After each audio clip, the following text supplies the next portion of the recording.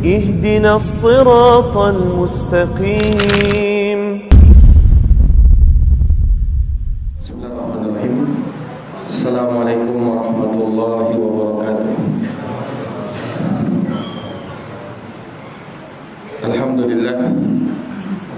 Alhamdulillahirabbil alamin.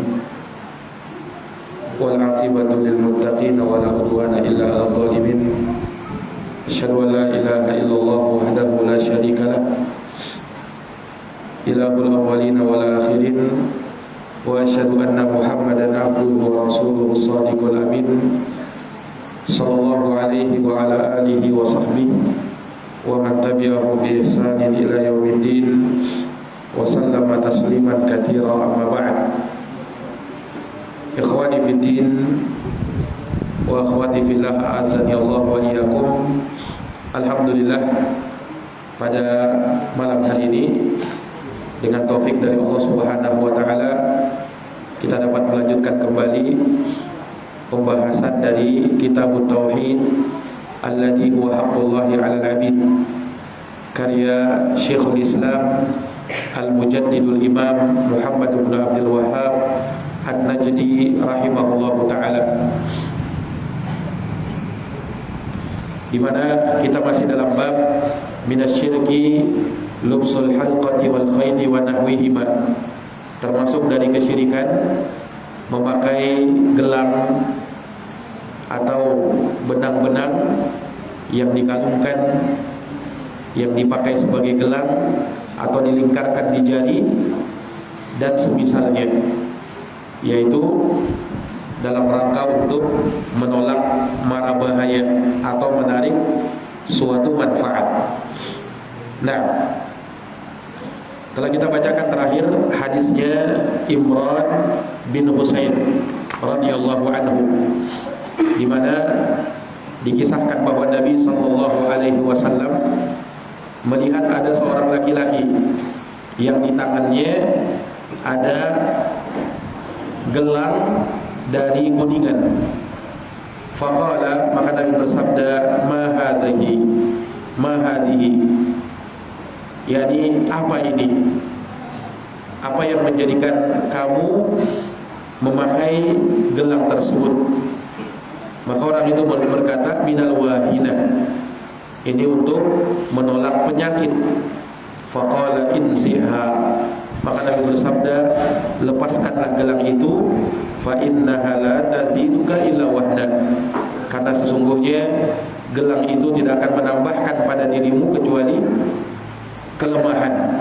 Fa innaka law mutta wa hiya 'alaika ma aflahta abadan, sesungguhnya kamu kalau meninggal dan kalung atau gelang itu masih ada padamu, maka kamu tidak akan beruntung selama-lamanya.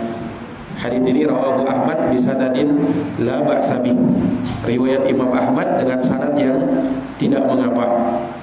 Ya, artinya kita berhujjah dengan hadis ini. Maka hadis ini telah kita terangkan makna dan kandungannya di pertemuan yang lalu. Maka kita akan masuk pada hadis berikutnya yang disebut oleh Al-Imam Muhammad bin Abdul Wahhab An-Najdi rahimahullahu taala. Kata beliau, walahu an Uqbata ibni Amirin marfu'an, man ta'allaqa tamimatan fala atamallahu lahu, wa man ta'allaqa wada'atan fala wada'allahu lahu. Dan dalam hadis riwayat Ahmad pula dalam musnadnya dari Uqbah bin Amir secara marfu', yakni kepada Nabi sallallahu alaihi wasallam, di mana Nabi bersabda, man ta'allaqa tamimatan, barang siapa yang menggantungkan jimat, fala atammallahu lahu, maka Allah tidak akan menyempurnakan untuknya, jadi Allah tidak akan sempurnakan urusannya, apa yang diinginkannya. Wa man ta'allaqa wada'atan, dan siapa yang menggantungkan wada'ah, wada'ah ini adalah batu-batu atau kerang yang didapatkan di laut, kemudian diolah, dipakai untuk jimat dalam rangka untuk menolak penyakit ain. Maka kata Nabi, siapa yang menggantungkan hal tersebut, fala wada'allahu lahu, maka Allah akan menelantarkannya. Jadi Allah tidak akan membiarkannya berada di atas ketenangan dan ketentraman hati. Nah, maka ini hadis menunjukkan akan keharaman menggantungkan jimat dan akibat buruk dari orang yang memakai jimat. Iya, telah dimaklumi bersama bahwa di dalam agama kita memakai jimat, menggantungkan, mengalungkan jimat, baik itu di leher atau di tangan atau dilingkarkan di jari atau di tempat mana saja dia taruh, maka itu dari perkara yang diharamkan. Iya.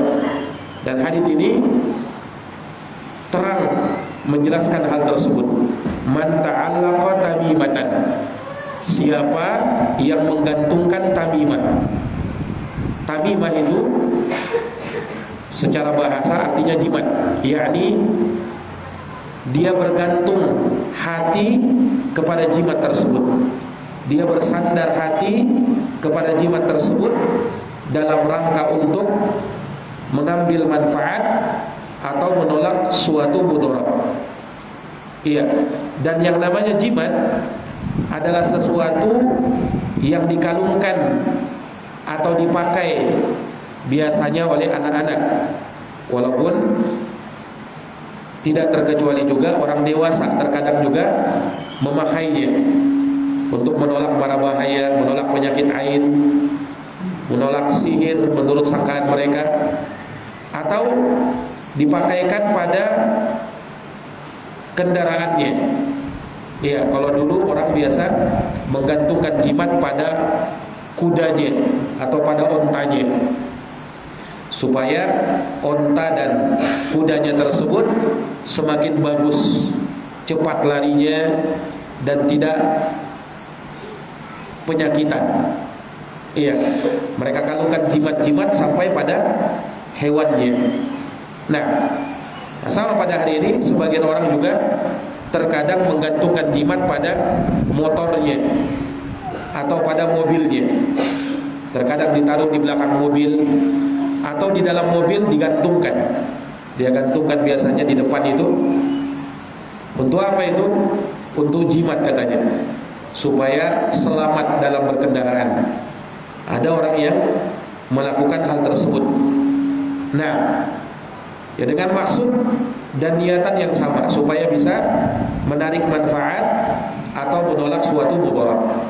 Maka ini dari keyakinan atau warisan orang-orang jahiliyah terdahulu, khurafat-khurafat yang biasa mereka lakukan. Nah, terkadang jimat-jimat itu bisa berupa manik-manik, ya semacam itu yang dilingkarkan atau selainnya. Nah, ya kalau di zaman sekarang bahkan ada jimat itu mereka bungkus dengan kain, setelah dibuka ternyata tai sapi, ternyata tai kambing, ternyata kotoran hewan. Nah, ada yang seperti itu bahkan jimat-jimat. Nah ini maksud mereka dari menggantungkan jimat-jimat tersebut. Jadi untuk menolak mara bahaya, tolak bala, atau kalau mara bahaya tersebut sudah ada, untuk menghilangkan segala mara bahaya itu. Iya. Maka Rasulullah SAW menyebutkan, siapa yang menggantungkan tamimah, siapa yang menggantungkan jimat, fala atammallahu lah, maka Allah tidak akan sempurnakan urusannya. Allah akan cerai beraikan urusannya, tidak akan disempurnakan apa yang dia inginkan. Ya, padahal maksud dari orang yang pakai jimat supaya bagus, sempurna urusannya. Justru sebaliknya. Kalau dia pakai jimat, justru urusannya tidak akan sempurna. Iya.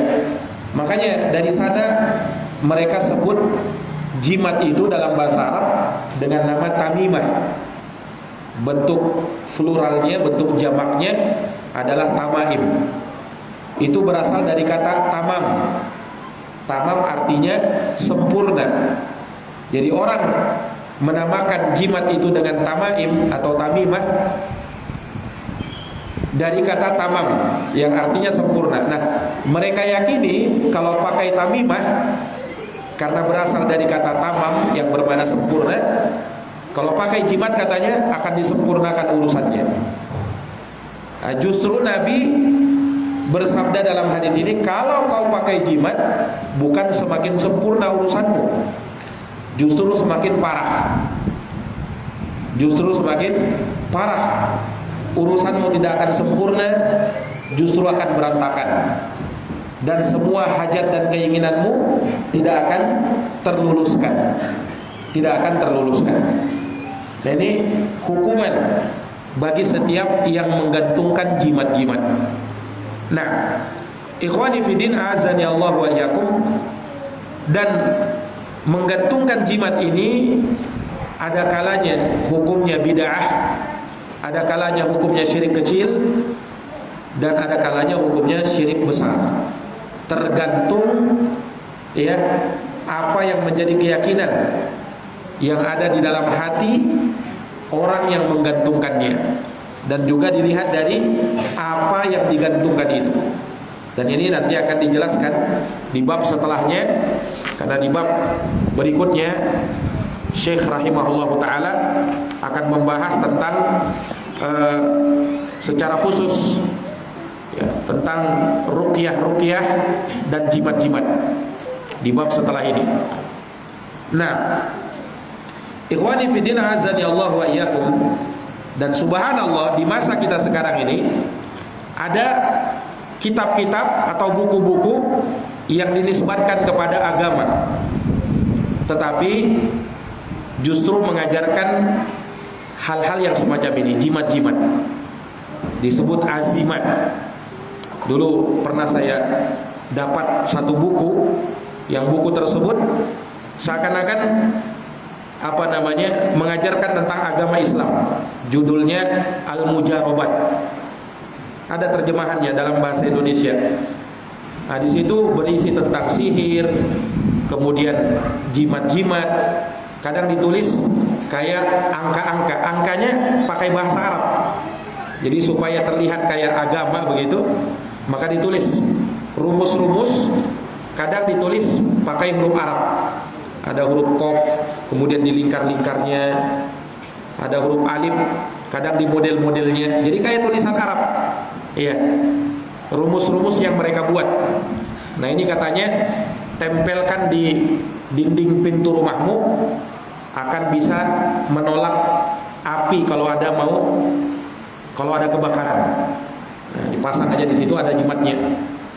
Kalau kita lihat tulisan Arab, jadi orang awam bisa tertipu, dikiranya itu adalah agama, padahal itu bukan dari agama, itu warisannya orang-orang musyrikin jahiliyah. Orang-orang musyrikin jahiliyah. Nah, terkadang banyak ditempelkan di mana-mana ya, dalam rangka untuk jimat-jimat. Nah, dan pintarnya mereka tulis memang dengan bahasa Arab untuk menipu dan mengelabui orang. Nah, itu semua adalah jimat-jimat ya, peninggalan atau warisan orang-orang jahiliyah terdahulu. Iya. Ikhwani fiddin, a'azani Allah wa iyyakum. Maka orang yang menggantungkan jimat-jimat, maka di dalam hadis ini kata Nabi SAW, fala atammallahu lahu, Allah tidak akan sempurnakan untuknya apa yang dia inginkan, apa yang dia maksudkan, apa yang menjadi urusannya. Allah tidak akan sempurnakan urusannya. Iya. Hadis ini kata para ulama bisa maknanya pengkhabaran. yakni Nabi mengabarkan hal tersebut. Orang yang menggantungkan jimat urusannya tidak akan sempurna. Bisa juga bermakna doa. Bisa juga bermakna apa? Doa. Yani barang siapa yang menggantungkan jimat didoakan oleh Nabi, semoga urusannya bukan malah sempurna tetapi berantakan. Nah, ini doa dari Nabi sallallahu alaihi wasallam. Dan tentunya doanya Nabi SAW mustajabah. Kalau Nabi SAW mendoakan seperti itu, maka pasti seperti itu. Nah, maka ikhwani fiddin azani Allah wa iyyakum, dari hadits ini kalau dimaknakan ini doa, maka bagi orang yang menggantungkan jimat seperti itu, kita boleh mendoakannya, semoga Allah tidak menyempurnakan segala urusanmu. Ini mirip dengan hadis Nabi SAW ketika kamu melihat ada orang yang jualan di masjid. Jualan di masjid tidak boleh, haram hukumnya. Nah, siapa yang melihat ada orang yang jualan di masjid, apapun yang dia jual, walaupun yang dia jual itu adalah dia jualan buku agama misalnya, dia jualan songkok, peci, baju gamis atau semisal itu. Siapa yang melihat orang yang berjualan di masjid, kata Nabi, doakan dia. Doanya begini, la arbahallahu tijaratak, semoga Allah tidak memberikan keuntungan pada perniagaanmu. Nah, itu hukuman bagi orang yang berdagang di masjid, karena masjid itu bukan untuk tempat dagang. Dia adalah tempat untuk berzikir kepada Allah, tempat untuk mengingat Allah Subhanahu wa taala, bukan untuk berzikir, bukan untuk berdagang. Ya. Baik itu dagangnya secara offline atau secara online. Nah, sekarang ini orang bisa dagang secara online. Dia misalnya jualan online, ada orang menawar barangnya, kebetulan dia di masjid, dia lihat HP-nya, langsung dia iyakan, oke. Nah, itu akad, itu jualan namanya, jualan di masjid. Walaupun barangnya dia tidak bawa di masjid, tetapi kalau dia jualan online, kemudian dia okekan di situ di masjid, sama saja jualan di masjid. Doakan orang yang seperti ini, la arbahallahu tijaratak, semoga Allah tidak menguntungkan perniagaanmu. Itu hukuman bagi orang yang berdagang di masjid. Tidak boleh, baik secara offline maupun secara online, baik kita penjualnya maupun pembelinya. Ya, kita misalnya di masjid, kita mau beli, transaksi online. Kita sekarang di masjid, ya, transaksi online. Nah, maka itu sama juga. Sama juga. Yang seperti itu tidak diperbolehkan. Iya. Maka sama dengan hadits ini. Ya, orang yang menggantungkan jimat, doakan dia, semoga Allah tidak menyempurnakan urusannya. Semoga Allah tidak menyempurnakan urusannya. Nah, ini ikhwani fiddin azani Allahu wa iyyakum. Baik. Kemudian kata Nabi SAW, semisal dengan itu, man ta'allaqa wada'atan, barang siapa yang menggantungkan wada'ah. Wada'ah ini ya semisal jimat juga. Hanya wada'ah itu kata ulama, dia berupa batu-batu atau batu kerang yang diambil di laut. Jadi orang dulu mereka biasa mengambil batu-batu kerang yang ada di laut, lalu mereka rangkai untuk dijadikan jimat. Nah, itu untuk dijadikan apa? Jimat. Nah, kalau orang sekarang mungkin pakai akar bahar atau pakai kayu-kayu apa begitu misalnya. Iya. Bahkan dulu saya pernah dengar ada orang jadikan buntut cicak itu yang 2 ekornya bercabang itu untuk jimat itu, supaya kalau berjudi bisa menang judi dia. Buntut cicak, pernah lihat buntut cicak yang bercabang itu akarnya ekornya itu? Nah, itu jadi jimat juga itu. Jadi apa? Jadi jimat. Pokoknya orang sekarang itu kalau lihat aneh-aneh bisa jadi jimat itu. Dilihatnya kotoran kambing misalnya aneh-aneh, oh ini bisa jadi jimat ini. Nah, bisa jadi jimat. Pokoknya yang aneh-aneh bisa jadi jimat itu. Itu orang sekarang. Nah, jadi Nabi SAW menyebutkan hal ini karena ini menjadi kebiasaan orang jahiliyah terdahulu. Jadi mereka biasa ambil batu karang lalu mereka rangkai untuk jadi jimat. Nah, kata Nabi, siapa yang melakukan itu, menggantungkan itu, fala wada'allahu lah, maka Allah akan menelantarkannya. Maksudnya Allah tidak akan membiarkannya tenang. Allah tidak akan membiarkannya tentram hidupnya. Iya. Dia akan gelisah, dia akan menderita. Nah, ini orang yang menggantungkan jimat. Dia berharap supaya dengan dia menggantungkan jimat itu hidupnya bisa tenang, bisa damai, bisa enak, aman. Justru kebalikannya. Orang yang menggantungkan yang seperti itu, Allah tidak berikan ketenangan. Justru dia akan gelisah.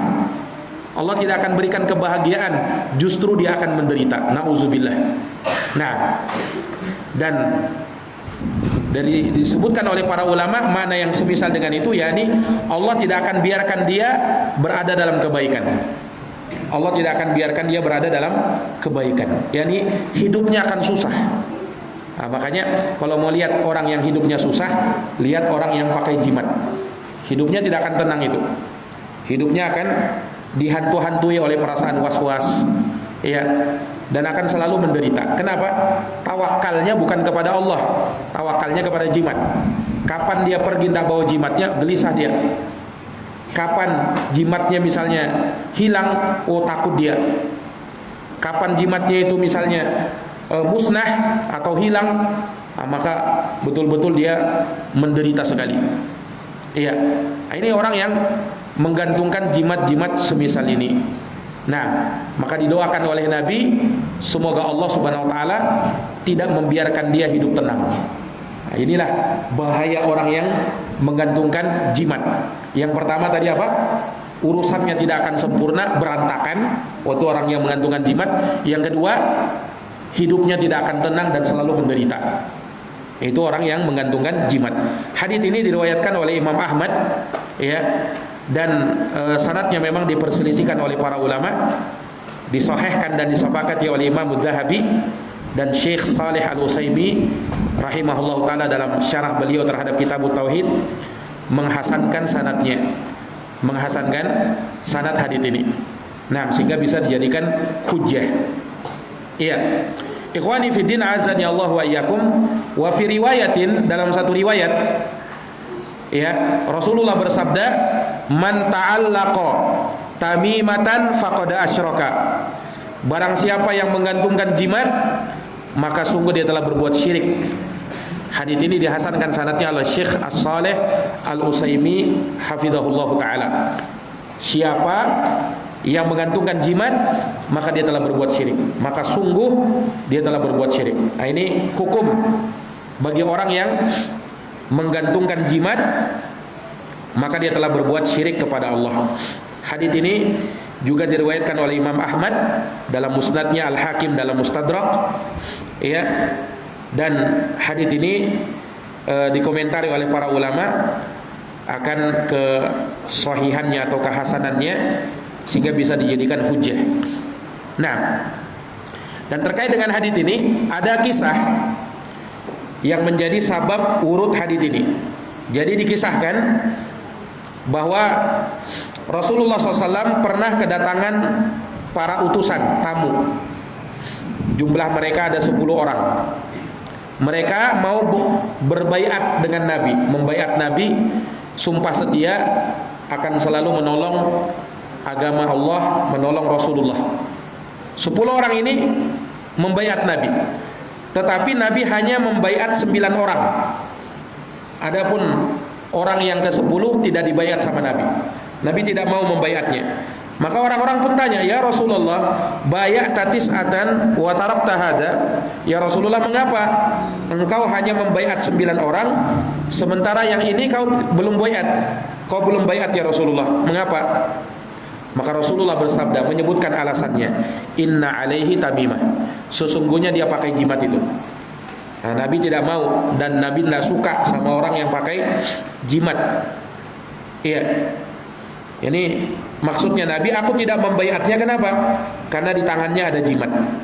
Maka mendengar hal tersebut, orang tadi yang tidak dibaiat sama Nabi, dia cepat-cepat memasukkan tangannya, lalu dia ambil jimatnya, faqata'aha, lalu dia potong jimatnya itu, dia buang.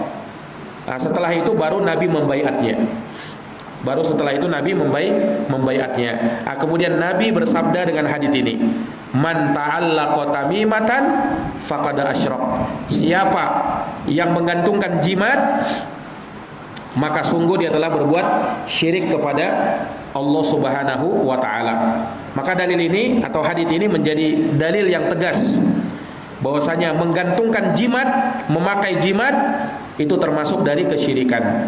Maka benarlah atau sesuai dengan bab yang dibawakan di sini oleh Asy-Syaikh rahimahullahu taala, babu minasyirki labsul halqah wal khayt wa nahwihima.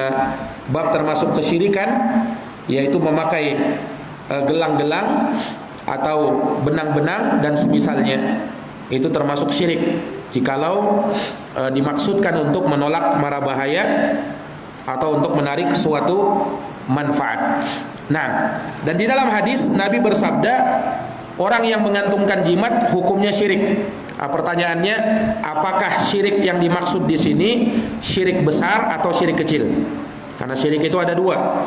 Ada syirik akbar, ada syirik kecil, ada syirik asgor.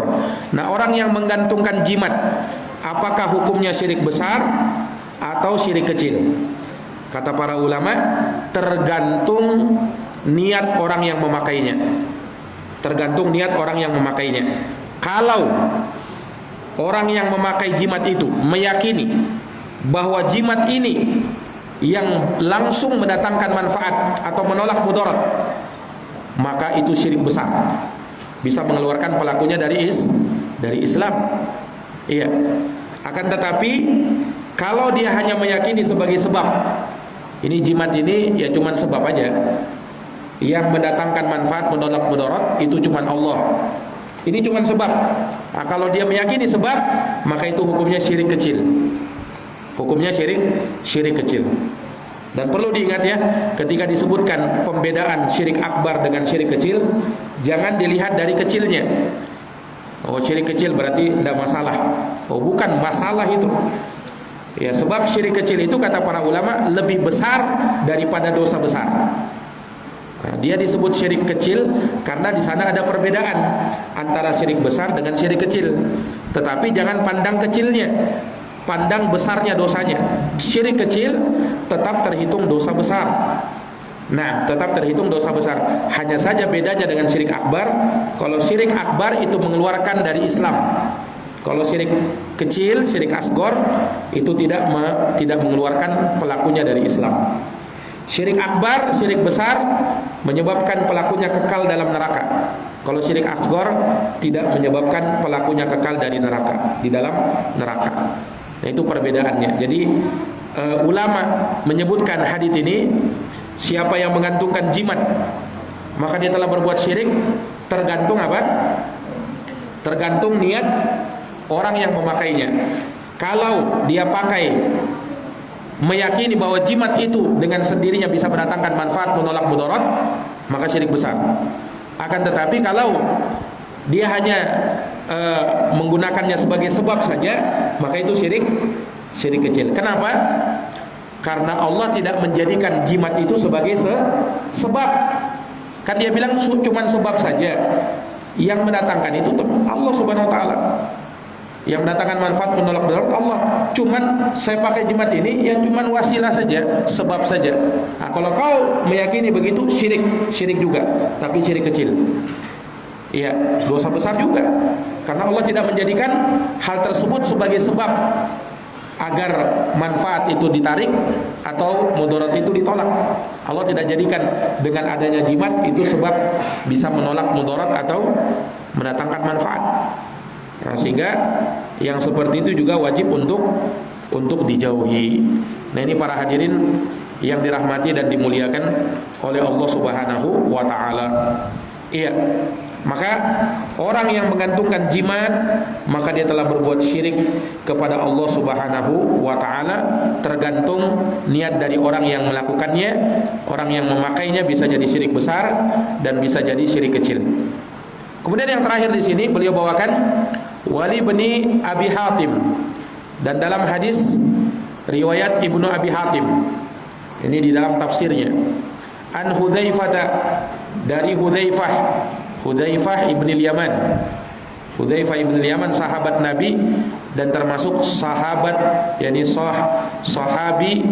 sahabius sir, sahabat pemegang rahasia Nabi. Ini sahabat Hudzaifah ibn al-Yaman. Karena beliau tahu nama-nama orang-orang munafikin. Beliau tahu. Sampai Umar pernah tanya sama Hudzaifah ibn al-Yaman, hal sammani Rasulullah SAW minal munafiqin? Wahai Hudzaifah, apakah Rasulullah pernah menyebutkan namaku dalam barisan orang-orang munafik? Umar sampai tanya sama sahabat Hudzaifah, karena Hudzaifah tahu, diberitahukan oleh Nabi siapa saja orang-orang munafikin di zaman itu. Nah, maka Hudzaifah mengatakan, engkau tidak disebut oleh Nabi wahai Umar. Kata Umar bin Khattab radhiyallahu taala anhu. Nah, beliau yang meriwayatkan hadits ini dari sahabat Hudzaifah ibnul Yaman radhiyallahu an, annahu ra'a rajulan. Hudzaifah ibnul Yaman pernah melihat seseorang laki-laki fi yadihi khaytun, yang di tangannya ada benang, ada gelang-gelang di tangannya itu, ya, minal humma, yang mana gelang itu dia pakai untuk menolak penyakit demam. Nah, jadi gelang itu atau cincin itu dia pakai untuk menolak penyakit, ya, salah satunya penyakit demam, untuk tolak itu atau menghilangkan penyakit itu. Nah, maka apa yang dilakukan oleh sahabat Hudzaifah ketika ada melihat orang yang pakai benang untuk maksud seperti itu, faqata'ahu, maka Hudzaifah pun langsung memutuskannya, diputuskan langsung sama sahabat Hudzaifah, dipotongnya langsung. Wa ta'ala qaulahu, dan beliau membaca firman Allah Ta'ala, wa ma yu'minu aktsaruhum billah illa wa hum musyrikun. Iya, kata Allah Subhanahu wa taala, dan tidaklah kebanyakan mereka beriman kepada Allah Subhanahu wa taala melainkan mereka berbuat kesyirikan. Iya. Ini asar disebutkan oleh para ulama sanadnya dhaif, lemah, dan juga dilemahkan oleh Syekh Shalih Al-Utsaimin rahimahullahu taala. Tetapi secara makna asar ini sahih. Ini secara makna itu benar, walaupun secara riwayat itu tidak benar. Maksudnya riwayat Hudzaifah ini, kejadian seperti ini itu tidak warid dari beliau. Tetapi secara makna, karena dia menyebutkan tentang masalah jimat yang harus dimusnahkan, maka itu benar. Itu adalah hal yang benar. Baik, ikhwani fiddin azani Allahu wa iyyakum. Maka di dalam asar ini disebutkan, ya, adanya seseorang yang memakai jimat yang dia letakkan di tangannya, entah dijadikannya sebagai gelang atau dijadikannya sebagai cincin di jarinya, ya, tetapi untuk menolak penyakit demam. Penyakit apa? Demam. Ya, maksudnya dia pakai itu untuk menyembuhkan itu atau untuk meringankannya. Nah, dimaklumi bahwa termasuk dari wabah yang dulu di masa Rasulullah banyak tersebar itu penyakit demam yang cukup parah. Terlebih diceritakan bahwasanya dulu di Madinah itu tersebar wabah demam yang mematikan. Tidak tahu apa namanya sekarang, nama penyakitnya itu. Yang jelas dia demamnya sangat parah dan menyebabkan banyak kematian di masa itu. Sampai disebutkan banyak dari sahabat yang menderita hal tersebut. Bapaknya Nabi Abdullah itu juga meninggal gara-gara wabah penyakit demam itu. Nah, dan juga sahabat Abu Bakar, sahabat Bilal itu pernah kena penyakit itu. Sampai Bilal ketika kena penyakit itu, beliau berkata begini, andaikan tidak diharamkan untuk minta supaya meninggal saja, maka saya pilih meninggal saja. Saking apa? Ngerinya demam yang terjadi pada waktu itu, wabah demam yang ada di kota Madinah. Sampai Nabi pun berdoa kepada Allah, ya Allah, pindahkan penyakit ini ke daerah Jufah. Ke daerah Jufah. Jufah itu masih dekat dengan kota Madinah. Iya. Pindahkan penyakit itu ke sana. Maka Allah pun angkat penyakit itu dari kota Madinah, kemudian apa? Pindah ke Jufah, dan betul-betul ada di Jufah penyakit itu. Makanya kalau sekarang tidak ada orang yang berani tinggal di sana, di daerah Jufah, karena penyakit demam yang mematikan itu ada di situ. Nah, karena penyakit demam yang mematikan itu ada di situ. Iya. Nah, ini menunjukkan bahwasanya penyakit itu terkadang bisa pindah-pindah. Nah, penyakit itu terkadang bisa pindah-pindah. Iya. Ikhwani fiddin azani Allah wa iyyakum. Maka ya diceritakan orang ini memakai jimat untuk menangkal penyakit demam itu. Maka dilihat sama Hudzaifah, lalu beliau langsung putuskan. Faqata'ahu. Beliau langsung putuskan. Ini namanya apa? Ingkarul munkar. Mengingkari kemungkaran dengan tangan. Iya. Dan beliau mampu lakukan itu. Nah, maka beliau lakukan hal tersebut. Iya. Tetapi memang beliau lakukan hal tersebut ya karena beliau mampu lakukan. Karena yang namanya merubah kemungkaran pada asalnya kita berpedoman pada hadisnya Abu Sa'id Al-Khudri riwayat Muslim. Man ra'a minkum munkaran falyughayyirhu bi yadihi. Siapa yang di antara kalian melihat kemungkaran, rubah dengan tangan. Fa ilam tastati fa bi lisani. Tidak mampu dengan lisan, fa ilam tastati fa bi qalbi. Tidak mampu juga maka dengan hati. Wa dzalika adhaful iman, dan itu selemah-lemahnya keimanan. Nah, tapi sahabat Hudzaifah di sini beliau rubah dengan tangannya karena beliau merasa mampu. Iya. Beliau merasa mampu dan beliau sahabat dipandang oleh orang-orang. Beliau sahabat Nabi SAW. Iya. Beda mungkin kalau kita ya. Kalau kita melihat ada orang pakai jimat langsung kita putuskan jimatnya, oh bisa berkelahi nanti. Ya kan? Bisa berkelahi orang. Nah, maka dilihat kondisinya, keadaannya. Kalau memang itu pada kekuasaan kita, taruh misalnya di rumah kita ada keluarga kita pakai begituan, bisa kita rubah dengan tangan. Tapi kalau orang di luar sana tiba-tiba kita lihat dia pakai kalung, langsung kita tarik kalungnya, oh itu ngajak berkelahi namanya itu. Nah, jangan seperti itu. Lihat dulu. Ini sahabat Hudzaifah putuskan memang apa namanya? Beliau sahabat, ya. Artinya orang pandang beliau. Nah, sehingga beliau mampu melakukan hal tersebut. Iya. Nah, kemudian beliau membaca ayat ini sebagai syahidnya. Wa may yu'minu aktsaruhum billah illa wa hum musyrikun. Dan tidaklah kebanyakan mereka beriman kepada Allah melainkan mereka berbuat kesyirikan. Perhatikan ayat ini. Tidaklah kebanyakan mereka beriman kepada Allah melainkan mereka berbuat kesyirikan. Ya maksudnya apa? Dulu orang-orang musyrikin mereka beriman dengan rububiyah Allah, Allah sebagai pencipta, pengatur, penguasa, tetapi mereka masih berbuat kesyirikan. Maksudnya mereka berbuat kesyirikan dalam ibadah kepada Allah Subhanahu wa taala. Karena orang musyrikin menetapkan tauhid rububiyah secara umum tetapi mengingkari tauhid uluhiyah. Iya, mereka mengingkari tauhid uluhiyah. Maka Hudzaifah berdalilkan dengan ayat ini, walaupun pada dasarnya untuk syirik besar, ya, beliau berdalilkan untuk orang yang melakukan syirik kecil. Ya kenapa? Ya karena kesyirikan itu besar maupun kecil tetap dinamakan syirik. Sehingga sah-sah saja berdalil untuk kasus syirik besar ya dinisbatkan untuk syirik kecil. Ya, itu sah-sah saja. Wallahu ta'ala alam bisawab. Maka dengan ini selesai sudah bab minasyirki lubsul halqah wal khayt wa nahwihima. Insyaallah ta'ala di pertemuan yang akan datang kita akan masuk pada bab yang baru, yaitu bab maja fir ruqa wat tamaim.